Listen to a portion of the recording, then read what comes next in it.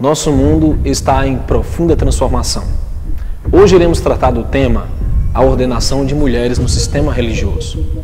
Primeiro vamos analisar, será que realmente há uma conspiração envolvendo todas essas mudanças? E o movimento de liberação feminina, o que tem a ver com a ordenação das mulheres? A partir de agora, você nos acompanha em mais um documentário investigativo. Você, professor Aurílio Gomes, e eu sou Neemias Gomes.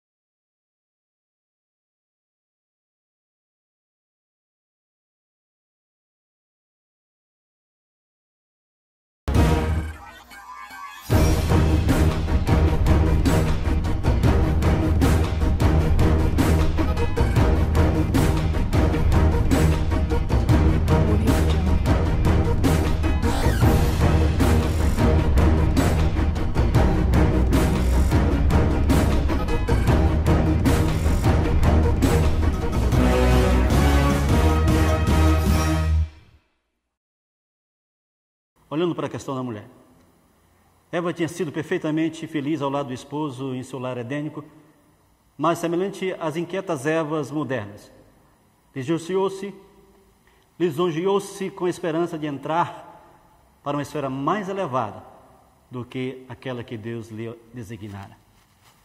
Tentando erguer-se acima de sua posição original, caiu muito abaixo a mesma.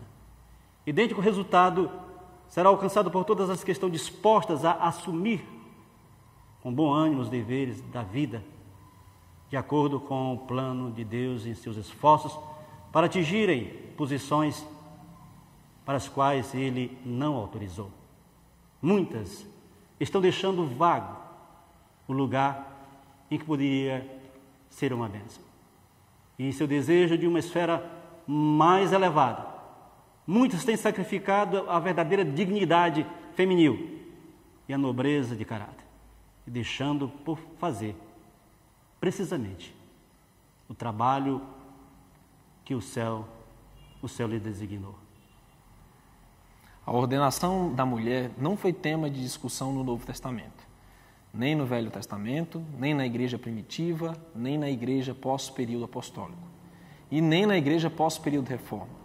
Somente na década de 60 tornou-se tema de debate. O cenário preparado para o surgimento do movimento pró-ordenação da mulher começa em 1848 com o movimento espírita iniciado pelas irmãs Fox. Aqui vemos a crença satânica da teosofia de Helena Blavatsky, a nova era atual. Alice Bailey.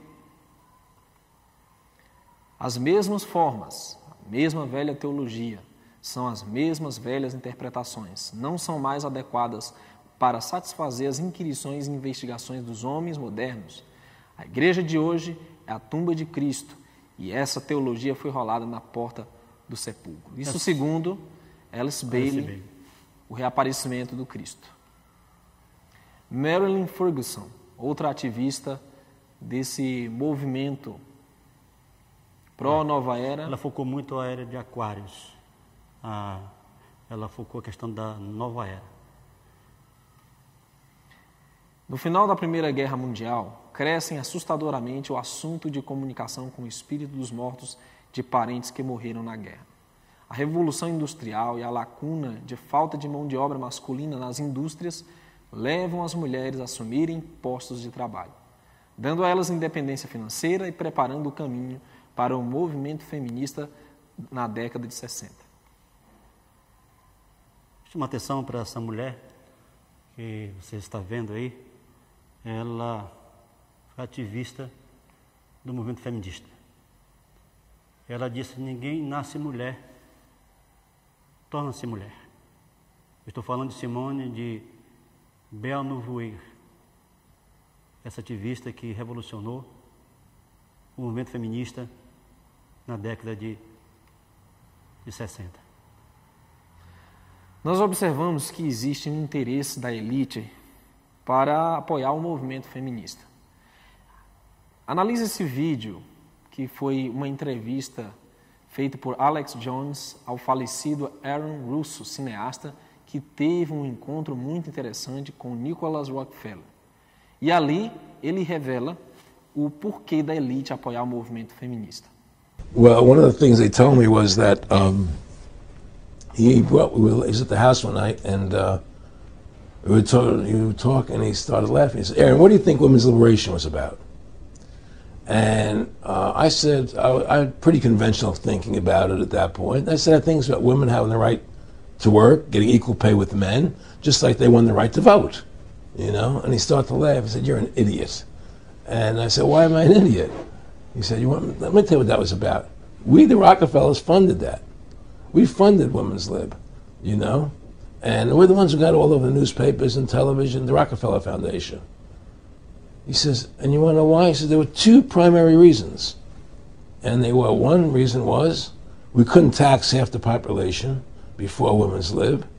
And the second reason was, now we get the kids in school at an early age. We can indoctrinate the kids how to think. It breaks up their family.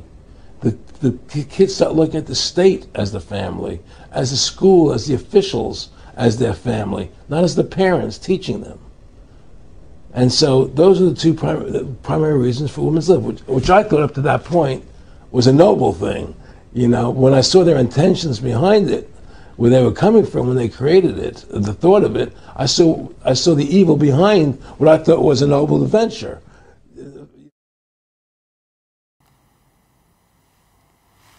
Em 1960, nós vimos então que o movimento feminista toma uma força impressionante. A publicação do livro O Segundo Sexo, de Simone Beauvoir, viria a influenciar os movimentos feministas na medida em que mostra que a hierarquia dos sexos é uma construção social e não uma questão biológica. Ou seja, a condição da mulher na sociedade é uma construção da sociedade patriarcal. Essa feminista, ela revolucionou. Ela revolucionou o mundo de uma tal forma que o mundo nunca mais foi o mesmo, que nunca mais a mulher foi a mesma.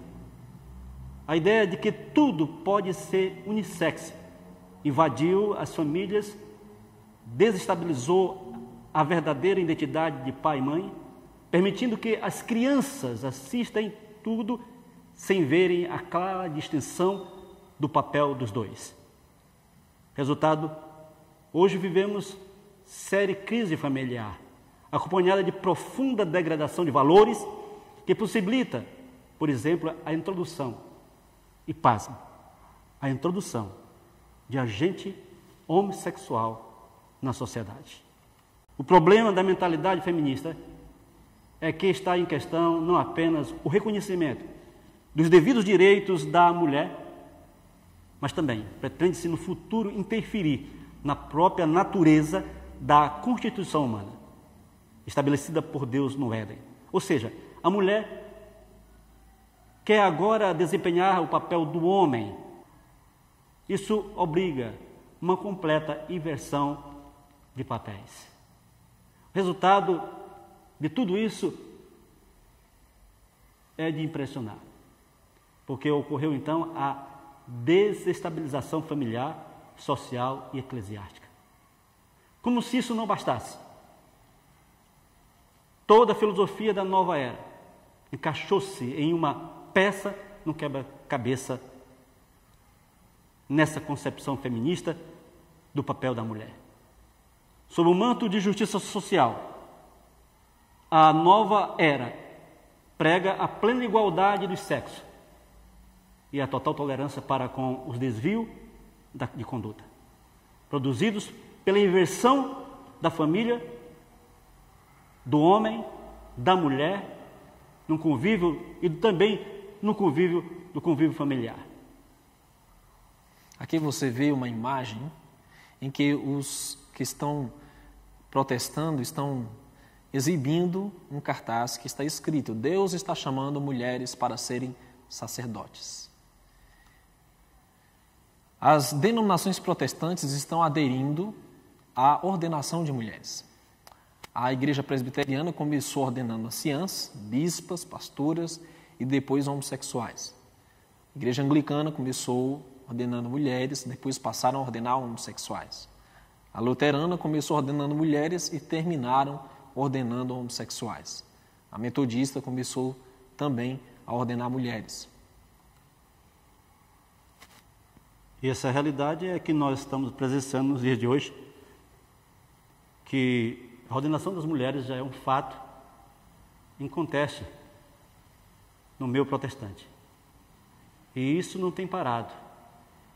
E, sem dúvida nenhuma, todas as denominações estão nessa carreira para fazer valer essa nova mentalidade, essa nova forma de ver o ministério eclesiástico. Todas as denominações que começaram a ordenar mulher, ou ordenar mulheres, ao ministério pastoral, terminaram ordenando homossexuais. É impressionante isso? Sim. Eles começaram a ordenar mulheres, depois estão ordenando agora homossexuais. Deixaram que as pressões financeiras, nos traz dos bastidores, existe isso aí, como também as pressões culturais, dominassem o que a Bíblia revela. A Bíblia foi colocada de lado. A Bíblia deu lugar às pressões de cultura e ganho financeiro. É importante nós observarmos que toda a cultura secular ela está impregnada de uma tendência para condicionar as pessoas a essa inversão de papéis. Porque você observa no cinema hoje, o que predomina são mocinhas no papel dos heróis. A mulher não é mais uma dama em perigo que precisa de um cavaleiro de armadura dourada para lhe salvar.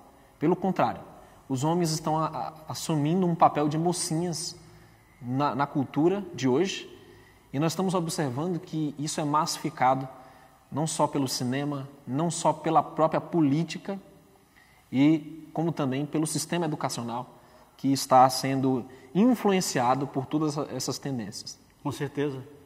Nós estamos vendo aqui que já nos dias de hoje as igrejas estão ordenando já o homossexual a pastor e as mulheres lésbicas a pastoras. Estão vendo aí já uma ordenação, como você vê, comprovadamente, é o que nós estamos vendo.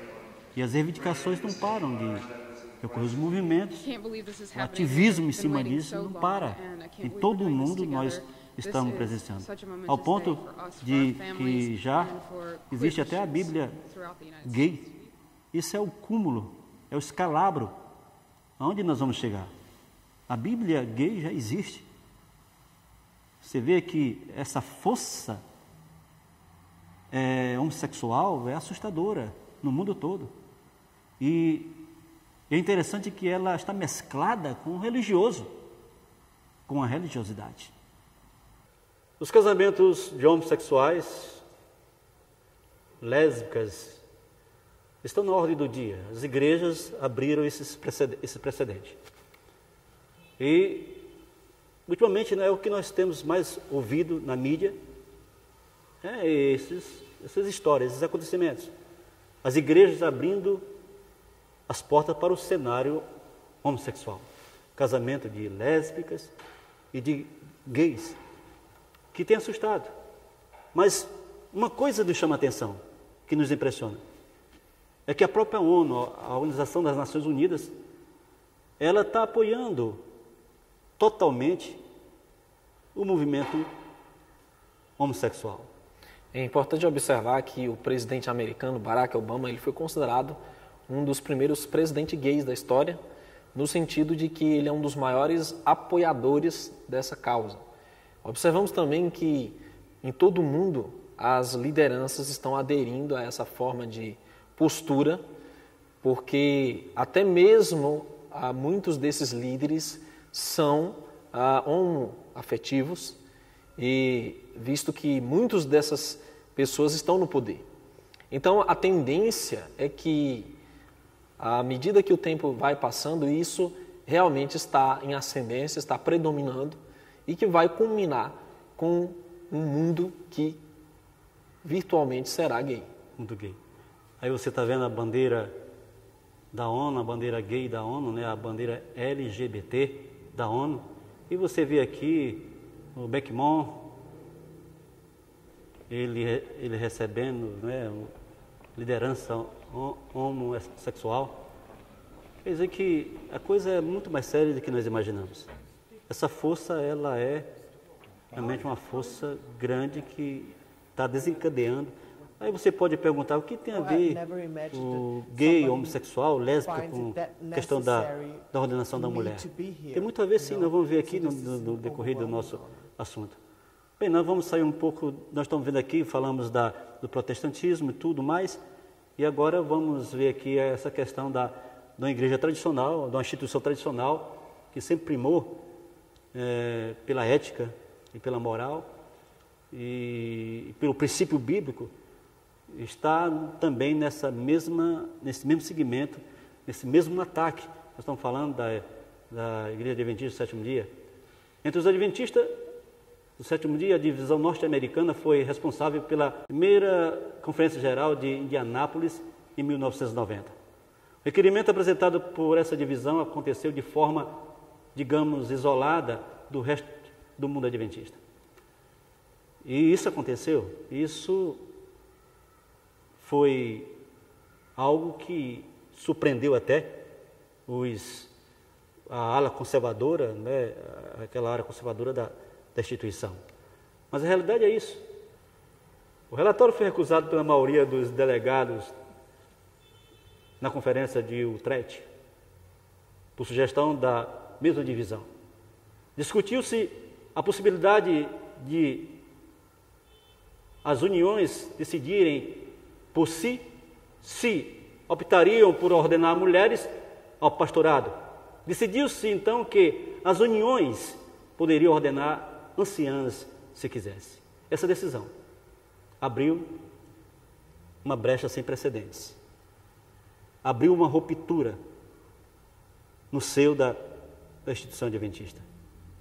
Uma ruptura que culminou com um cisma.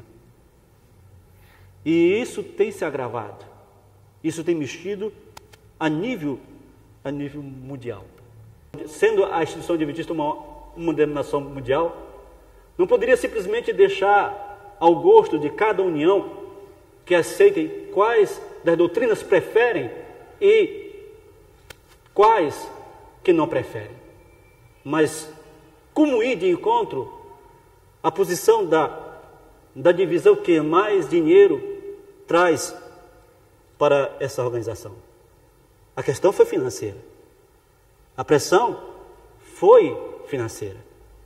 Se não abrissem mão para alguma coisa, como abriram mão para que fosse feita então a ordenação de anciãs, inicialmente, foi por conta de que essa divisão aí, que é a mais rica, é onde está a sede mundial dos adventistas do sétimo dia, abrisse mão e mexesse com uma coisa que foi muito grave para a estrutura da igreja mundial. Como nós vimos no depoimento de Nicholas Rockefeller, ele disse que o interesse da elite nesse liberalismo feminino seria para que elas pudessem ser taxadas pelos impostos e para que os filhos pudessem ser entregues nas mãos do Estado, ser apadrinhados pelo Estado.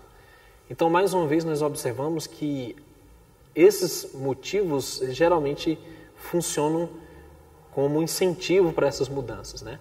Sem falar da pressão feminista, que um dos pontos principais do alvo a ser alcançado pela liderança feminista desde o começo era justamente o controle na religião. Observamos também que o número de mulheres nessas igrejas é bem maior que o de homens. Assustadoramente. Então, por exemplo, aqui no Brasil, a grande maioria da membresia das igrejas, não só evangélicas ou católicas, é de mulheres. Certeza. Então existe uma pressão muito grande em torno da liberação feminina, da ordenação de mulheres, e tudo vai eventualmente se render a essa pressão. Está acontecendo. Só tem uma coisa interessante, é que os argumentos não foram bíblicos, mas sim de caráter funcional e ecumênico. E outra ótica também de caráter cultural. Eles não foram frutos de investigação bíblica.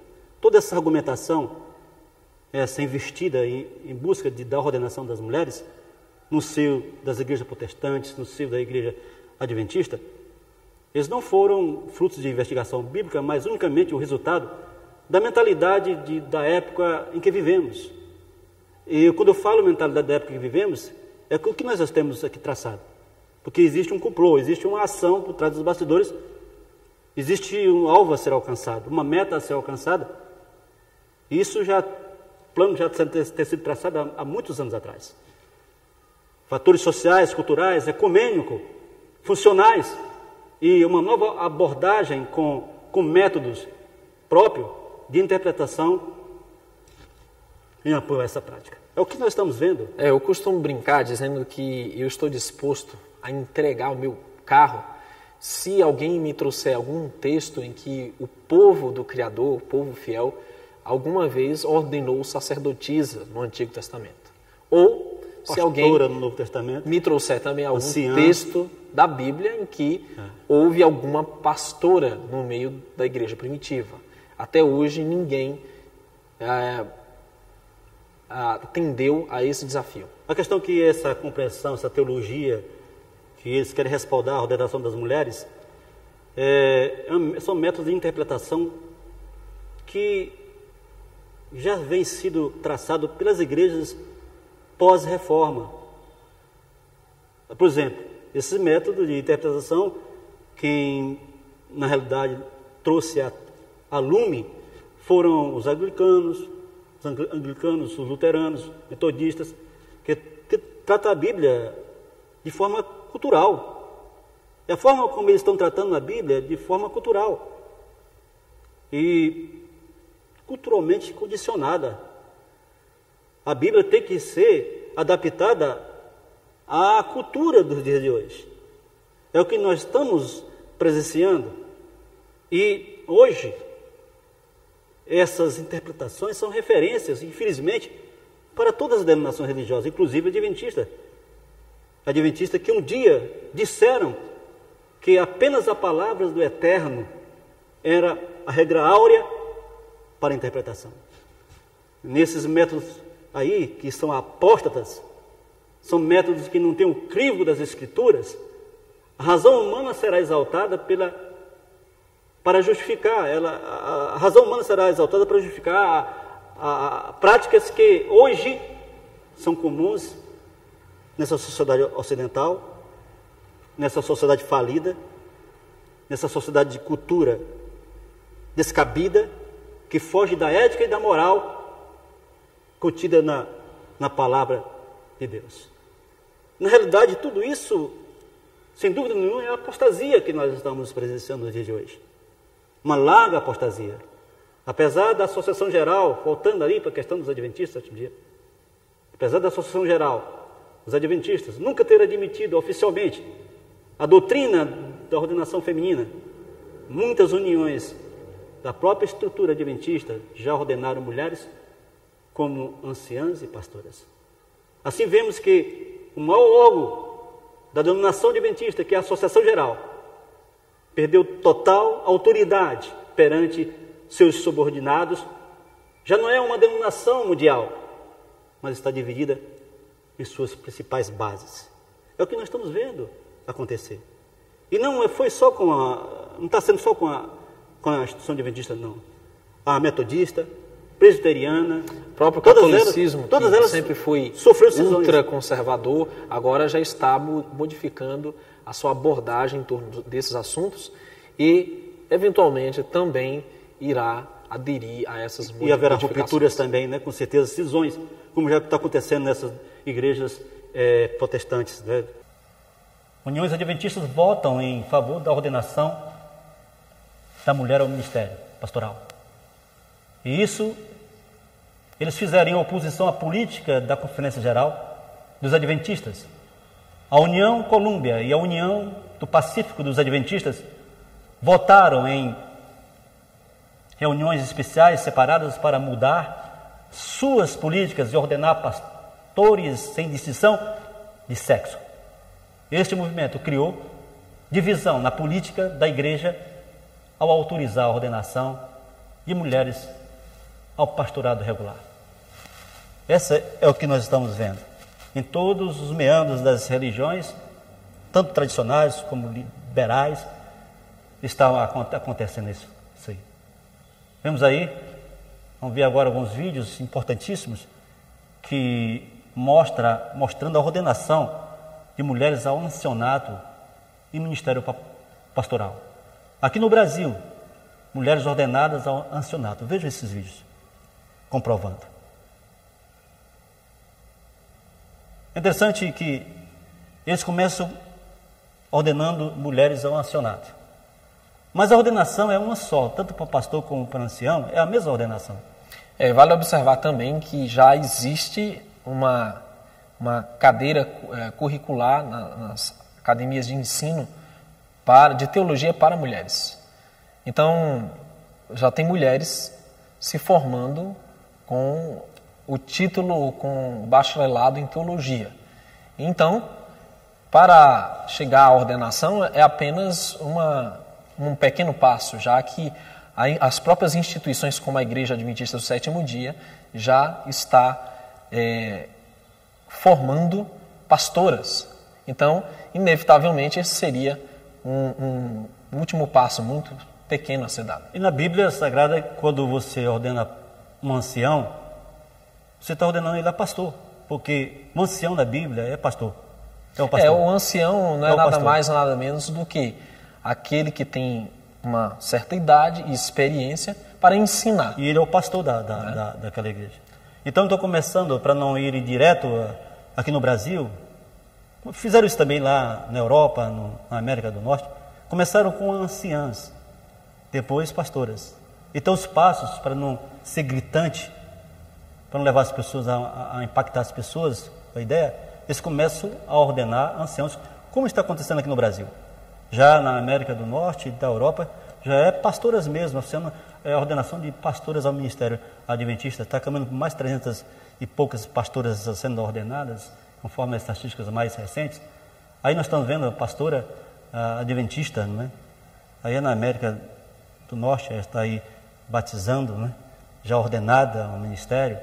Quer dizer, essa é o que é a realidade que nós estamos presenciando, que logo logo chegará aqui ao Brasil. Não chegou ainda, mas está chegando, porque na América do Norte e na Europa já é uma realidade.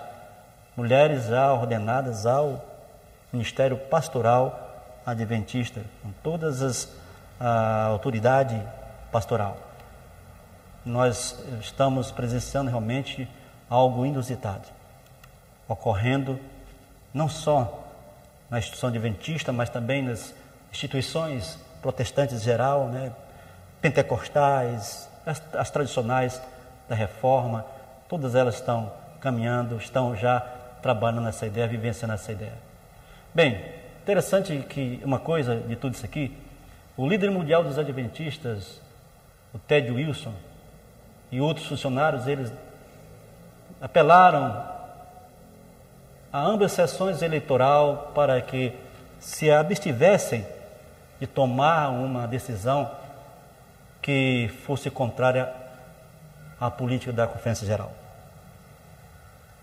O presidente apelou, ele implorou, usou todo tipo de argumento possível, mas ele não conseguiu comover todo aquele povo, aqueles delegados que estavam naquele dia, quando foram ver essa questão do que já tinha ocorrido, a ordenação de mulheres. Nós vamos ver agora aqui esse vídeo que é interessantíssimo, mostrando essa realidade que ocorreu recentemente.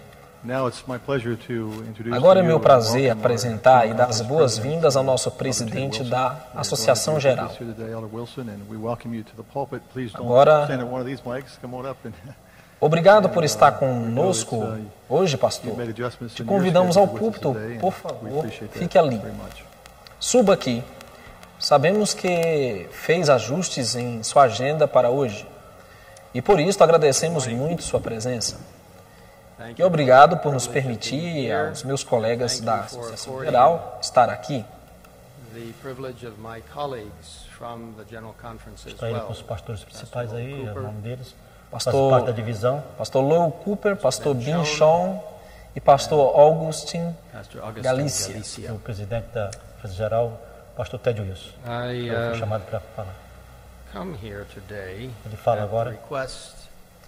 O presidente da divisão norte-americana, Dan Jackson.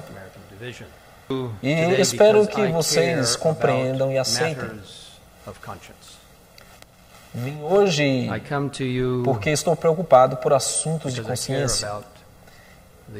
Vim porque me preocupa a unidade da igreja em geral. Lemos no maravilhoso capítulo de João 17, 20 a 21.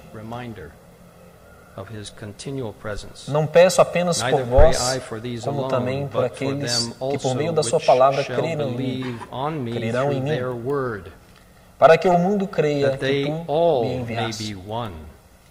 Na unidade da igreja podemos demonstrar ao mundo que Cristo foi enviado pelo próprio Pai. Importa vir aqui porque me importa a união de Colômbia. Esta é a minha união. Nasci aqui, no Hospital Adventista de Washington.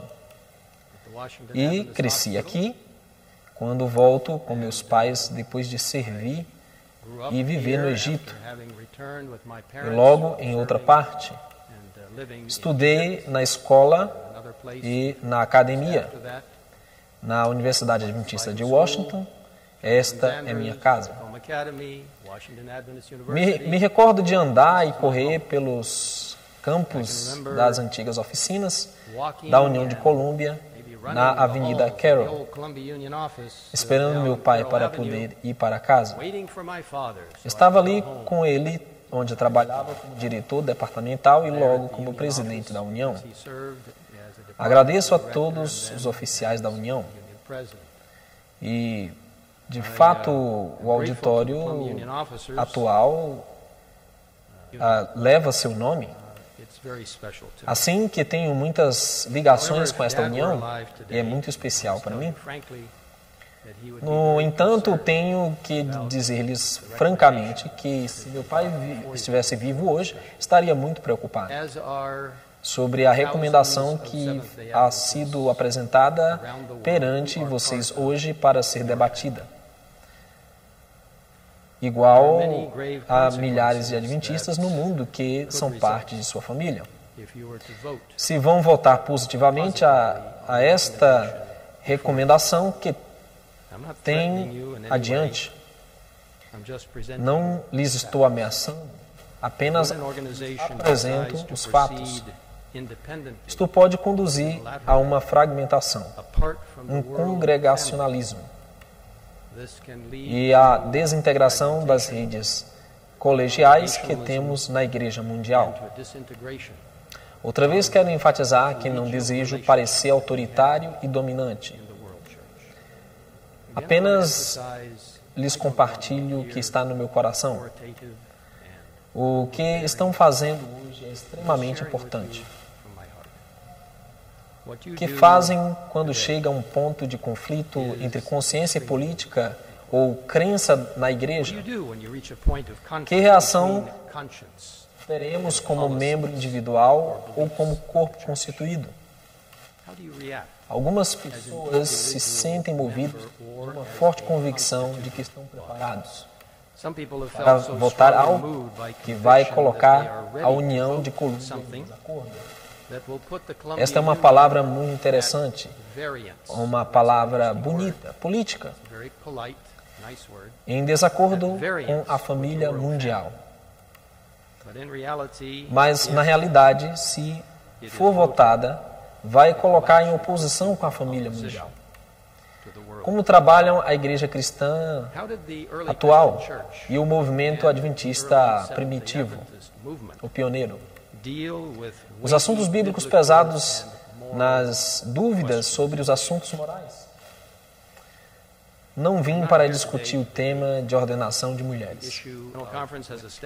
A Conferência Geral estabeleceu o processo para uma comissão de estudo teológico sobre a ordenação. Este processo envolve todo o campo, de todas as divisões do mundo. Essa recomendação de estudo, vindo daqui, veio daqui, da União de Colômbia.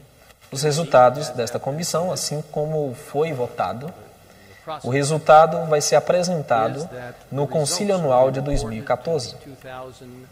E naquele Concílio Anual, no Comitê Executivo da Associação Geral, que inclui representantes de todo o mundo, incluindo a União de Colômbia. Temos recebido recente uma mensagem de um dos delegados que pode ser que esteja aqui hoje, relativo à crença fundamental número 14, unidade no corpo de Cristo, em relação com a igualdade. Gostaria de lhes pedir humildemente e tocar seus corações, para que não permitam o que não podemos esperar.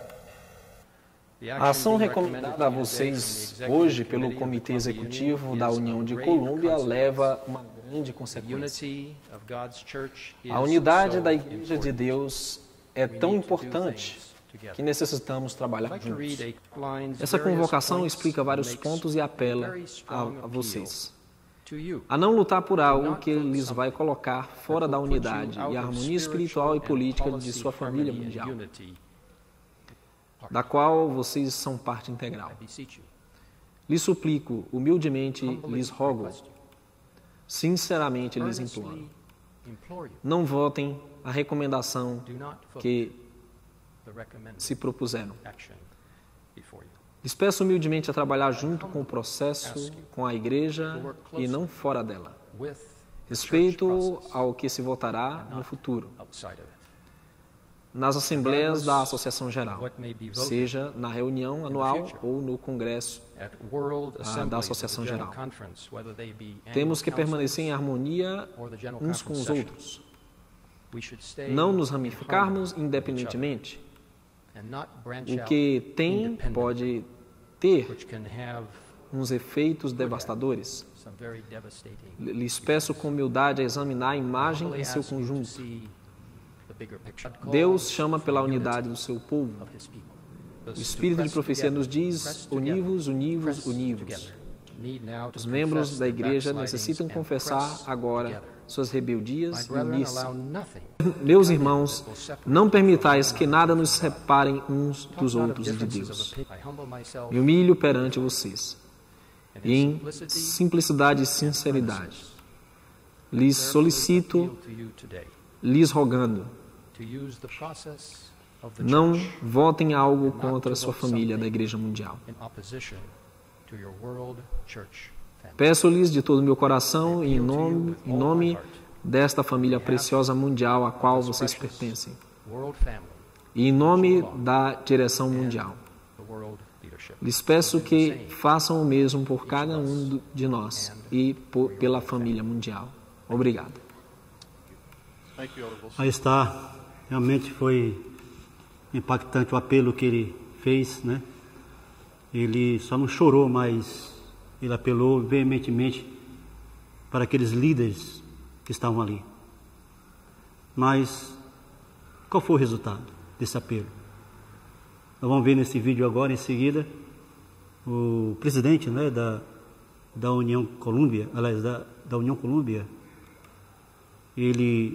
o que ele ele está acompanhando aí a questão da votação. Vamos ver a votação e o resultado desta votação, que ele tão pediu veementemente para que não se votasse a favor da ordenação das mulheres ao Ministério Pastoral Adventista. Qual foi o resultado?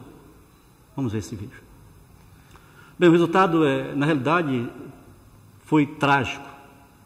Foi um cisma no corpo mundial da igreja. All in favor. A votação da União Number da one. Colômbia All opposed. Number foi 80% e da União do Pacífico 79% a favor da ordenação da mulher.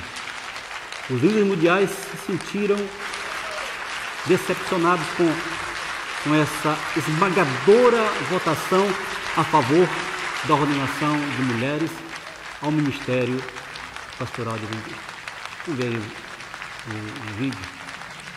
Na realidade, essa questão levou um cisma muito grande à Igreja Mundial. Na verdade, nós observamos que existe uma tendência aqui. O mundo não é mais visto como pedaços fatiados e separados. Nós estamos vendo que há uma unificação ocorrendo. Religião. Existe um propósito político, um propósito religioso e um propósito econômico, mas, de fato, também inclui uma meta social, de mudança de valores, de mudança de comportamento, e isso vai incorrer na questão da ordenação de mulheres. Está implicitamente ligado... Não só das mulheres, mas dos homossexuais. Está implicitamente ligado com a questão do comportamento sexual. Também. E isso culminará, também vai envolver todas as igrejas que estão ligadas a esse sistema. Elas não podem ficar de fora nenhuma... Um processo para a nova ordem mundial. Exatamente, é onde nós queremos chegar. Que praticamente a nova ordem mundial será um governo baseado numa situação que nós chamamos de síntese. O que é síntese? A síntese é uma combinação de dois valores antagônicos e contrários. Seria uma ala conservadora, seria uma ala liberal. Essas duas alas vão ter que se fundir de alguma forma em uma união, elas vão ter que se amoldar em certos acordos e vão ter que fazer certos... Ninguém pode ficar de fora, de nenhuma estrutura religiosa, social, política, não pode ficar de fora. Vão ter que trocar favores e assim vai haver uma mistura dessas duas ideologias a fim de que, a partir de conservadorismo e a partir de liberalismo, se forme algo que nós podemos aqui denominar de uma experiência em favor do bem comum. Digamos, um princípio comum a todos. O que nós chamamos de politicamente correto será o resultado final de toda essa campanha de ordenação de mulheres dentro das religiões. Nós vemos aqui que depois de todos esses acontecimentos, a instituição ela preparou um documento chamado TOSC, que significa o conteúdo da proposta. É o Comitê de Estudo da Teologia de Ordenação. Então, eles fizeram uma proposta para estudar, mas é interessante que essa proposta ela é muito complicada e ela depõe contra as escrituras, o TOSC. Nessa proposta, muitos insistem que as mulheres sejam colocadas em posição onde podem exercitar autoridade sobre o homem na igreja. Convido a igreja a adotar uma nova maneira de interpretar a Bíblia. É o que na realidade se vê nessas propostas. A divisão norte-americana dos Adventistas do Sétimo Dia expôs uma maneira de fazer isso em um documento de 248 páginas que entregaram a TOSC, não foi acabado de ler aí o que significa. E esse documento é o que está sendo estudado, que vai ser a cartilha, que vai ser o manual para definir de uma vez por toda, agora mundialmente, essa questão da ordenação das mulheres. Esse documento, ele é, na realidade, uma forma destrutiva da autoridade da Bíblia. Por exemplo, toma textos como antes mencionados e os reinterpreta como se Paulo estivesse dirigindo-se a um problema limitado de uma igreja local. Outra parte do documento converte o Novo Testamento em uma pausa num tempo em direção ao Israel de Deus. Isto deixa a ética de Deus em um lugar vago, além do Novo Testamento. Os planos de reinterpretação vão ainda mais longe. Eles tratam a Bíblia como culturalmente condicionada. É essa a proposta desse documento. Os inspirados escritores bíblicos são vistos como prisioneiros do tempo e da cultura. Supostamente, o Espírito Santo fracassou em evitar a entrada dos vícios e ideias errôneas na Bíblia. E ao longo delas se encontra uma mescla de verdades e erros. A Bíblia não é levada a sério nessas abordagens. Bem, isso vai redundar em outras coisas mais que vão entrar nessa estrutura religiosa, como já entrou nas outras estruturas religiosas. No livro de Gênesis, capítulo 3, versos 16 a 20, nós nos remetemos lá à situação do homem e da mulher, quando diz assim: e a mulher disse, depois do que o pecado ocorreu, né? Multiplicarei grandemente a tua dor e a tua conceição. Com dor darás à luz filhos, e o teu desejo será para o teu marido, e ele te dominará. Então, está dizendo que o desejo dela o teu desejo será para o teu marido, e ele te dominará. É uma palavra muito forte, né? Se nós pegarmos no pé da letra, observamos que há uma hierarquia formada. Existe alguém em autoridade, em uma posição de autoridade, que é o marido. Nós não queremos aqui dizer que houve implicações também para o homem, até porque o Criador não é machista, o Salvador não é machista, senão estaríamos acusando o próprio Deus aqui de machista, mas devido às consequências do pecado, as consequências abrangeram a ambos.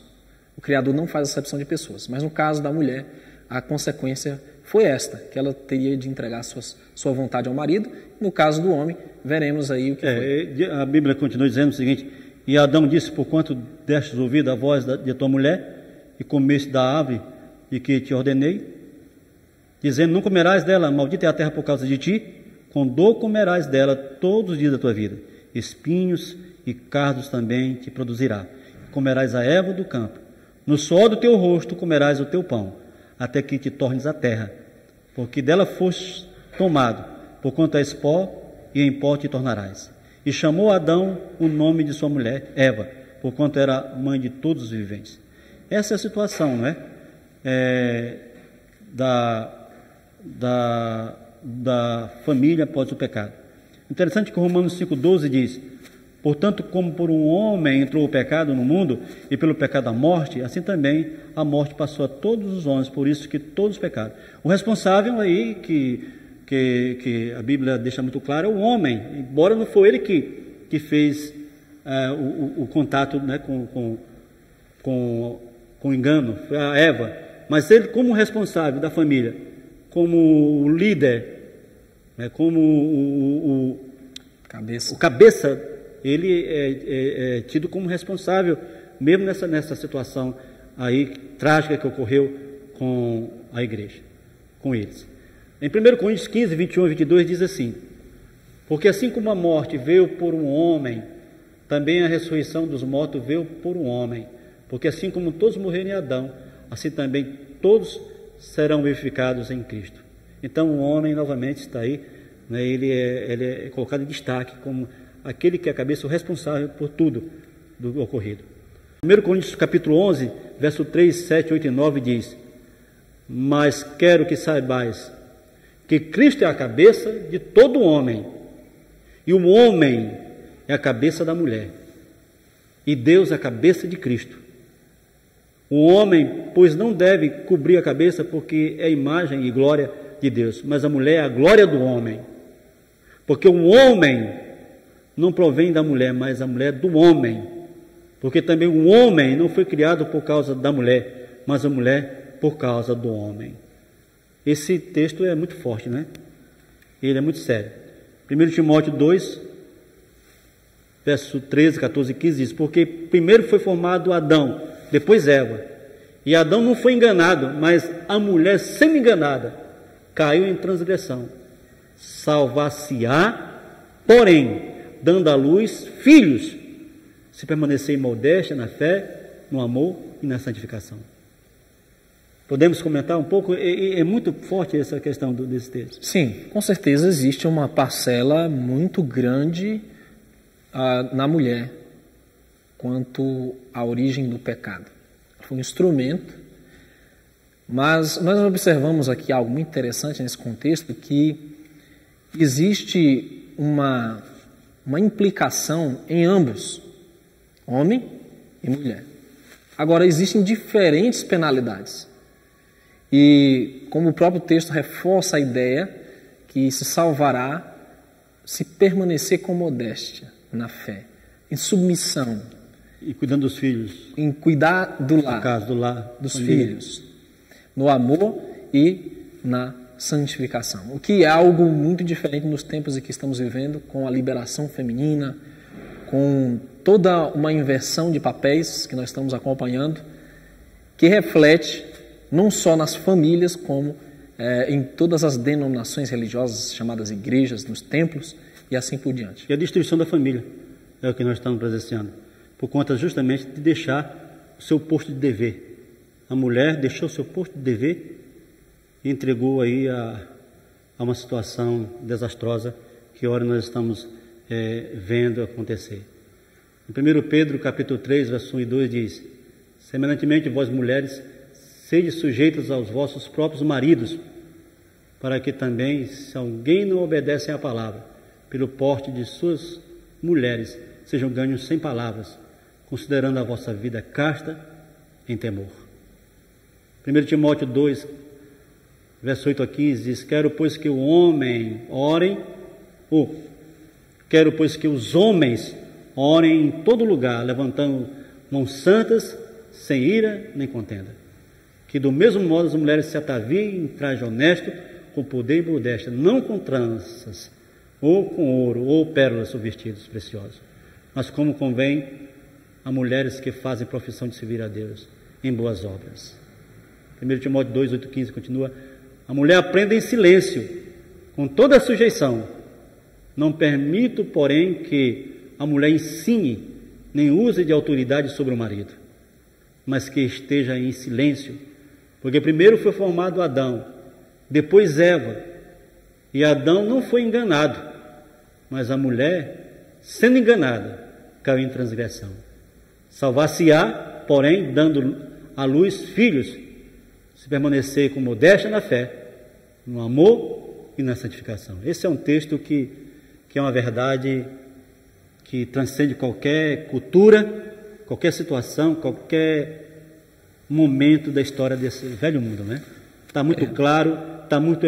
Eu posso traduzir, eu posso fazer alguma exegese diferente do que está nesse texto? Não dá. Inclusive, esse contexto se aplica perfeitamente à questão da ordenação das mulheres e do ministério sacerdotal feminino, porque você observa que tem que haver uma submissão em torno de posição de ensinamento ou de episcopado, qualquer outra que seja o termo designado para isso. Então, não pode usurpar uma posição que pertence ao homem. Por isso ele fala que aprenda em sujeição, em silêncio, no sentido de honrar o seu cabeça, o seu marido. Por isso que nós não vemos nenhuma ordenação de anciã, ou de diaconisa, ou de pastora nas Escrituras. Não vemos, não existe isso em lugar nenhum das Escrituras, em ponto nas Escrituras. Há um silêncio total nessa questão aí. Por quê? Não poderia haver, porque se houvesse, era apostasia da palavra. A palavra é muito clara. 1 Timóteo 3, verso 1 a 15, diz: esta é uma palavra fiel. Se alguém deseja esta é uma palavra fiel. Se alguém deseja o episcopado, excelente obra deseja. Convém, pois, que o bispo seja irrepreensível, marido de uma mulher, vigilante, sóbrio, honesto, hospitaleiro, apto para ensinar, não dado ao vinho, não espancador, não cobiçoso, de torpe ganância, mas moderado, não ganancioso, não contencioso, não avarento, que governe bem a sua própria casa, tendo os seus filhos em sujeição com toda a modéstia. Porque se alguém não sabe governar a sua própria casa, terá cuidado da igreja de Deus, não neófito, para que, ensoberbecendo-se, não caia na condenação do diabo. Convém, porém, que tenha bom testemunho dos que estão de fora, para que não caia em afronta e no laço do diabo. Da mesma sorte, os diáconos sejam honestos, não de língua dobre, não dados a muito vinho, não cobiçosos de torpe ganância, guardando o mistério da fé numa consciência pura. E também estes sejam primeiro provados, depois sirvam, se forem irrepreensíveis.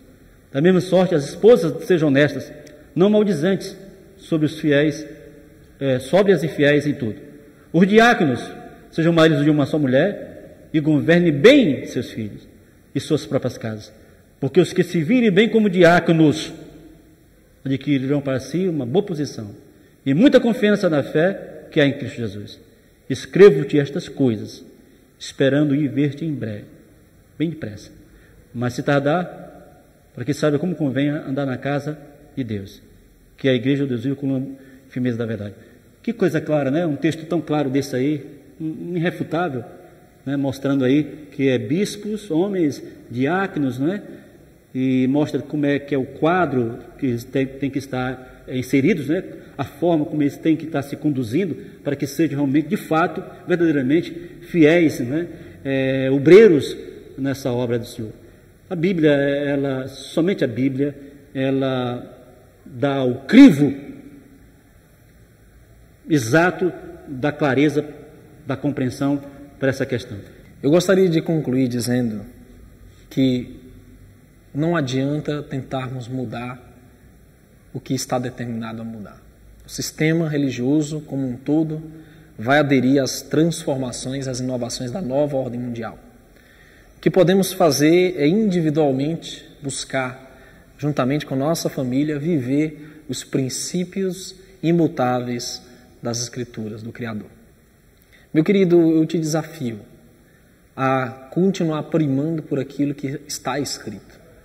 Não há argumentações, não há racionalismo, não há inovações que resistam aos princípios claros e inequívocos das Santas Escrituras.